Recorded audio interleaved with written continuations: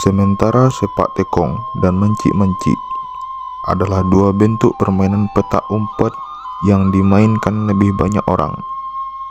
Dalam sepak tekong, kaleng bekas ditendang jauh agar pemain bisa bersembunyi.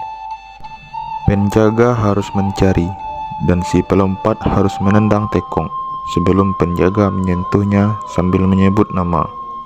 Disinilah ketegangan, kehebohan, dan tawa jadi satu. Sedangkan mencik-mencik menuntut kecepatan dan pengamatan. Siapa cepat, dia selamat. Yang lambat jadi penjaga. Semua permainan ini dulu begitu akrab. Anak-anak memainkannya selepas sekolah, selepas mengaji, atau di sore hari saat matahari mulai turun. Tak perlu baterai, tak perlu aplikasi. Mereka cukup datang dan bergabung, karena semua permainan ini adalah milik bersama. Tapi sekarang, suara tawa itu semakin jarang terdengar.